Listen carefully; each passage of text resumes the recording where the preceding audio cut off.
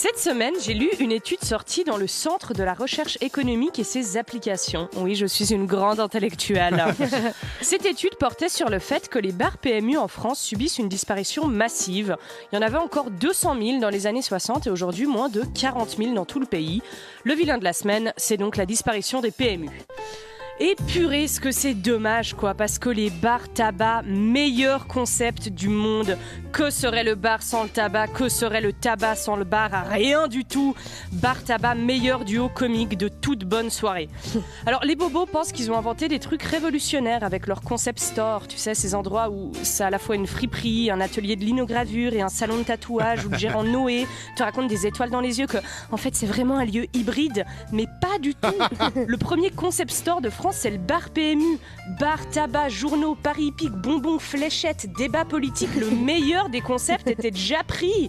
En fait, les bobos, ils essayent juste de recréer une version Wish de ça. T'sais. Ils ont pris leur mulet, leur moustache épaisse et leur partie de pétanque pour le faire dans des espaces épurés minimalistes, sans aucun fun, où le pastis coûte 14 balles. On est nuls, les bobos, nuls. En plus, je suis désolée, mais une banane, c'est fait pour mettre des tickets à gratter dedans, pas des appareils argentiques. En réalité, l'étude dont je veux vous parler, elle a en fait démontré que la fermeture de ces bars PMU ferait augmenter en France le vote pour le Rassemblement national. Voilà. En fait, ce qui se passe, c'est que les gens, principalement dans les zones rurales, sont privés d'endroits où se retrouver, débattre et être en désaccord les uns avec les autres. Du coup, ils se retrouvent seuls devant leur télé et ils se radicalisent progressivement. Et ce qui est vraiment marrant, c'est que la phrase « la fermeture des PMU augmente les votes d'extrême droite », eh ben c'est vraiment une théorie que pourrait tenir un mec dans un PMU. Mais, enfin, vous vous rendez compte, ça veut dire qu'on vit dans un monde où CNews est encore plus raciste que le poivreau du bar du coin. Non mais en vrai, c'est vrai qu'on a besoin de contradictions. Enfin, c'est quand même essentiel. Débattre que avec des gens qui sont d'accord avec toi. C'est comme si moi je réécoutais mes chroniques et j'étais là. Ah ouais. Ah, quel angle incroyable! Ah, bien joué, hein! Où est-ce qu'elle trouve toutes ces idées, celle-là? D'ailleurs, je tiens quand même à préciser, et c'est vraiment important pour moi, que le mec qui a fait cette étude s'appelle Hugo Subtil. Il faut absolument que je me trouve un nom de journaliste. Il faut que ce soit subtil. Je sais! Hugo Subtil! Bon, après, je l'aime quand même largement plus que son collègue Hugo Pas Subtil, qui a titré un article « La société est vraiment très méchante ».